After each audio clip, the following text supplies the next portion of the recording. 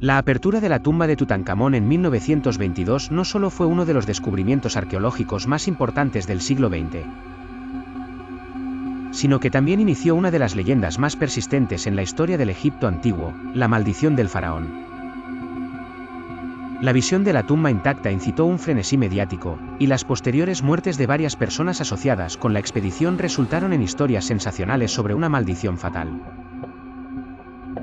Howard Carter, un arqueólogo británico apasionado y meticuloso, lideró la excavación que culminó en este asombroso hallazgo en el Valle de los Reyes. A su lado estaba Lord Carnarvon, el patrocinador financiero de la expedición. Lord Carnarvon fue una de las primeras personas en enfermarse tras la apertura de la tumba. La muerte de Carnarvon en abril de 1923, tras haber sido mordido por un mosquito y posteriormente infectado por una bacteria, fue el catalizador de los rumores de la maldición. A medida que pasaban los años, múltiples muertes inesperadas de personas vinculadas al hallazgo reforzaron la idea de la maldición. Arthur Mace, uno de los arqueólogos asistentes, sucumbió a una enfermedad poco después de la excavación.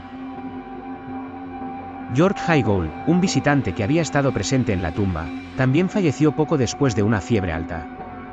En total, más de una docena de muertes fueron atribuidas a la maldición, aunque la conexión con Tutankamón era frecuentemente tenue. La creencia generalizada en la maldición se sustentaba en gran parte en el sensacionalismo de los periódicos de la época, que avivaban el misterio y exageraban las coincidencias. Sin embargo, los expertos modernos han ofrecido explicaciones más racionales.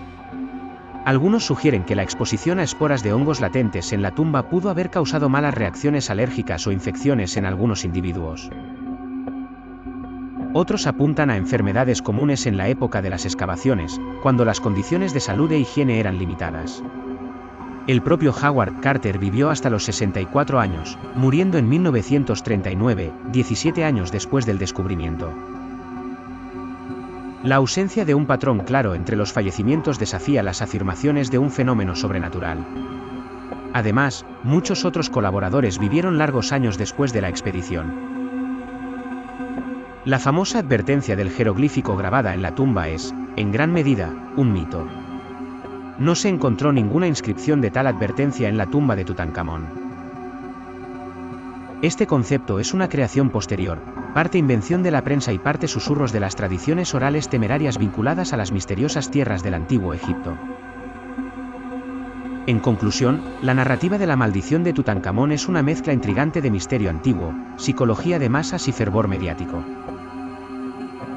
Mientras que el misterio envolvente y las coincidencias inquietantes han asegurado el lugar de la leyenda en el imaginario popular, la explicación racional revela un fenómeno humano de percepción y sugestión.